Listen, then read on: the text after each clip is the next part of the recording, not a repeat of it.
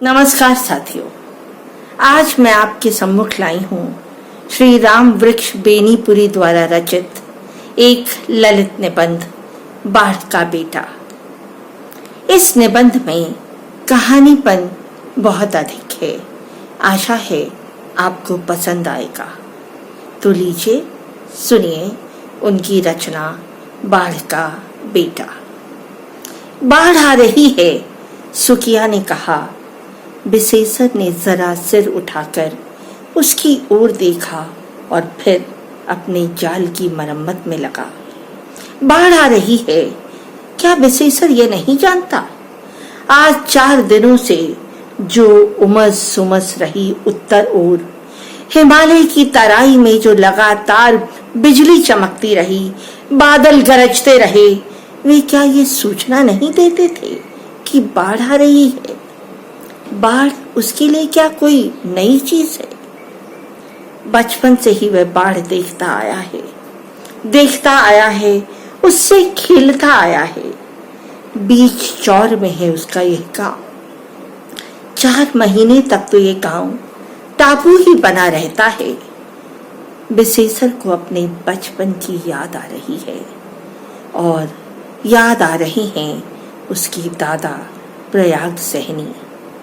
बूढ़े प्रयाग सहनी इसी तरह एक दिन जाल बिछाकर बैठे थे कि उन्होंने विशेषर को पुचकार कर बुलाया। आओ बेटे, एक नया खेल सिखला दें तुम्हें। और सचमुच खेल खेल में ही उन्होंने विशेषर को क्या क्या नहीं सिखला दिया। जाल की मरम्मत करना, नया जाल बनाना, जाल का तागा कैसा होना चाहिए, जाल को तैयार कैसे करना चाहिए, जाल को कैसे संभालना चाहिए, कैसे फेंकना चाहिए। सिर के चारों ओर घुमाकर फेंकते ही वह एक बड़ा सा वृत्त बनाता पानी में इस तरह गिरे कि उस वृत्त के दायरे की मछलियों को निकल भागने का मौका ही ना मिले। प्रयाग सहनी ने मछली मारने के भी सारे गुर विशेषर को बता दिए थे। जब बाढ़ अपने ओज पर होती, वह विशेषर को नाव पर बिठाकर चल पड़ते चौर की ओर। दिन में ही नहीं, अंधेरी रात को भी। डरना मत बेटे, बाढ़ में देवी देवता होते हैं, भूत पिशाच नहीं। जब नाव बीच चौर में पहुंचती, बूढ़ा पतवार चलाना छोड़ देता, नाव को स्थिर कर देता और उसकी मांगी पर जाल लिए खड़ा होकर पानी की ओर एक टक घूरता। विशेषर को याद नहीं कि कभी उसके दादा का निशाना चूक गया हो। प्रयाग सहनी ने विशेषर को नाव के बारे में भी बहुत कुछ शिक्षा दे दी थी। किस लकड़ी की नाव अच्छी होती है से लेकर जब नाव भंवर में पड़ जाए तो उसे कैसे निकालना चाहिए, वहां तक। बाढ़ आ रही है तो आए, प्रयाग सहनी कहा करते थे। बेटे, बाढ़ से मत घबराना, भगवान खुश होते हैं तो पानी देते हैं। बाढ़ नहीं आए तो मछली कहां से आएगी? और अपनी 2 बीघा जमीन से ही जो परिवार भर की गुजर चल जाती है, क्या उसमें बाढ़ की देन नहीं है? 2 बीघा जमीन और परिवार भर की गुजर। विशेषर को कभी अनाज नहीं खरीदना होता। हर साल बाढ़ आती है और कुछ नई कुंवारी मिट्टी खेतों में डाल जाती है। वह नई कुंवारी मिट्टी न्यूनी सी चिकनी, सोने के रंग वाली। ज्यों ही उसमें धान रोपिए, देखते ही देखते वह छाती भर बढ़ जाएगा। मेड़ ऊंची करो, कुदाल मजबूती से पकड़ो, समय पर खेती करो। बाढ़ आती है तो आने दो। लगा जैसे प्रयाग सहनी आज भी विशेषर को उपदेश दे रहे हूं, आदेश दे रहे हूं। और सचमुच बाढ़ आ गई। किंतु इस साल की बाढ़ को क्या सिर्फ बाढ़ कहा जा सकता है? ये बाढ़ नहीं आई जैसे जंगल का बाघ आया, उछलता कूदता गरजता तरजता। लोगों ने अलग से देखा, 3 हाथ ऊंची पानी की दीवार जैसे दौड़ती हुई चली आ रही हो।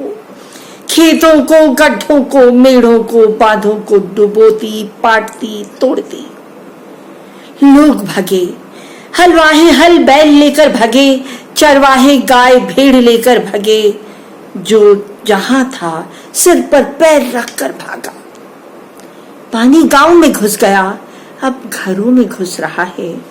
पहले सारा गांव टापू लगता था, अब हर घर टापू लग रहा है। विशेषर दरवाजे की चीजों को सहेज रहा था, ढोरों को संभालता था, चारे को संभालता था, ईंधन को संभालता था, नाव को संभालता था, जाल को संभालता था, कुदाल को संभालता था, पतवार को संभालता था, और एक को संभालता होता तो दूसरे को संकट में देखता। उधर आंगन में सुखिया परेशान है।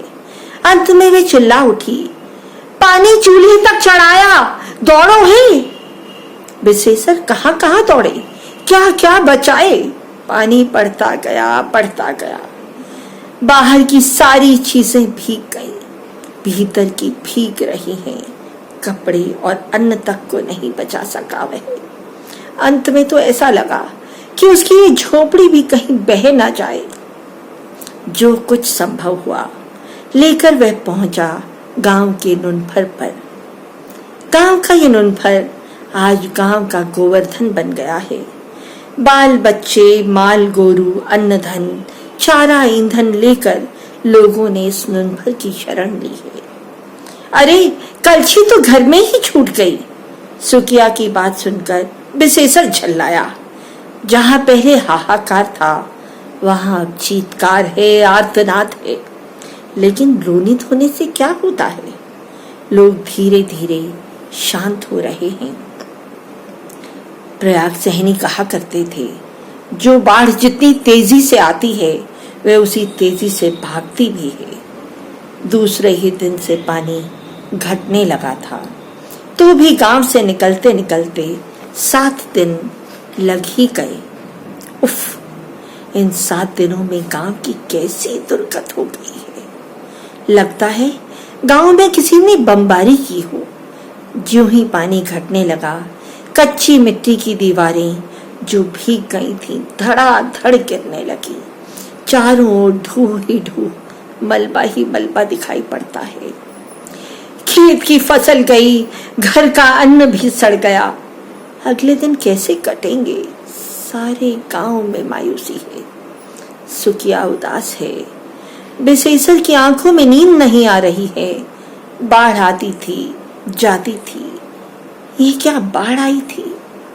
नहीं नहीं नहीं नहीं, विशेषर इस तरह बैठा बैठा झींकता नहीं रहेगा। उसके दादा कहा करते थे, बेटा जो मालिक लेता है वही देता भी है, बशर्ते ये कि आदमी जांगर चलावे। विशेषर जांगर चलावेगा, हाथ पैर से काम लेगा। ये पुट्ठे किस काम के, यदि ये संकट में काम नहीं आए। विशेषर ने कुदाल उठाई, दरवाजे पर जहां जहां कीचड़ जम गई थी साफ कर दिया। फिर उसी कुदाल से सारी सड़ी गली चीजों को बटोर कर एक खड्डे में डाल दिया। खाद भी बनेगी यह। जहां जहां गंदगी थी उसकी कुदाल वहां वहां पहुंची। 2 दिन में ही उसके घर बार फिर चमकने लगे। सुखिया ने इस काम में उसकी कम मदद नहीं की। फिर विशेषर कुदाल उठाकर अपने खेत पहुंचा, मेढ़ों को दुरुस्त किया, खड्डों को भरा। वे खेत में फिर धान रोपेगा। जांगर नहीं चलाएगा तो गुजर कैसे होगी? दिन भर वह कुदाल चलाता है, रात में जाल उठाता है और चल पड़ता है चौर में मछली मारने। अजीब रही इस साल की बाढ़। लगता है सारी मछलियों को भी वह बटोर कर ले गई है। लेकिन विशेषर हाथ नहीं मानेगा। दिन भर खेत में, रात भर चौर में। विशेषर ने इस दानवी बाढ़ को चुनौती स्वीकार कर ली है। एक दिन सुकिया ने कहा, रिलीफ आई है, चावल बट रहे हैं, कपड़े बट रहे हैं। फिर रिलीफ आई है। भूकंप के साल भी आई थी। रिलीफ का क्या मानी होता है तू समझती है? मैं क्या जानूं, गांव के कई लोग रिलीफ लेने गए हैं। जो जाते हैं जाने दे, रिलीफ माने भीख। दादा ने मरते समय कहा था, बेटा भूखों मर जाना, भीख मत मांगना। लोगों को भीख मांगने दे तो इस कुदाल और जाल पतवार की खैर मना। बोरे के बोरे चावल, गड्ढे के गड्ढे नोट बट रहे हैं, लेकिन विशेषर अचल अडिग अपने काम में जुटा है। अब पानी कम हो रहा है, अपनी हंसुली दे, बंधक रखकर कुछ पैसे ले आऊं और बीज खरीदकर धान रोप दूं। सुखिया कुछ उजड़ कर सकती थी, उसने हंसकर हंसुली उतार दी। हंसुली हाथ में रखते ही विशेषर की आंखें छलछला आईं। ये पहली बार है जब उसे बीवी का गहना बंधक रखना पड़ रहा है, लेकिन वह तुरंत और हंसकर बोला, भगवान मालिक है, सुक्को रानी, फसल आएगी और हंसुली के साथ सूद में करण फूल भी लाएगी। यहाँ से 20 मील पर बीज मिलता है।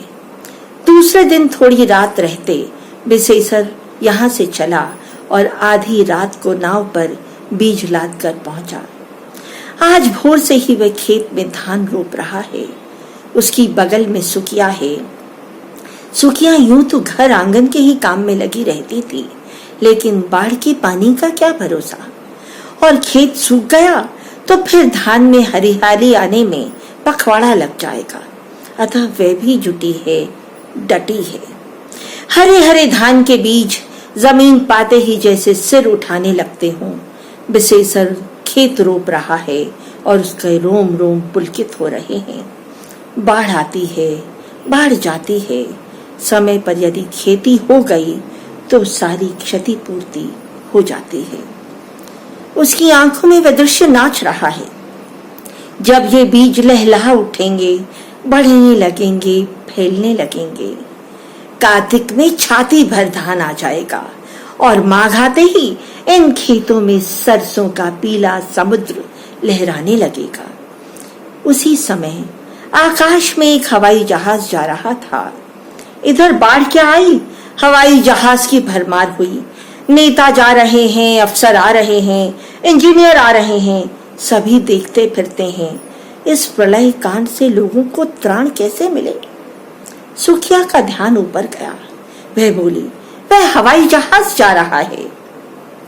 विशेषर अपनी उंगलियों से बीजों को छिटकाते और रोकते हुए बोला, हवा में मत देख, हमारा काम जमीन देखना है।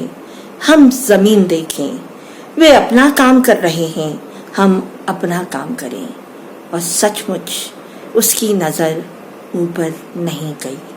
वह उसी लगन से, तल्लीनता से अपना खेत रोपता रहा, रोपता रहा, रोपता रहा। धन्यवाद।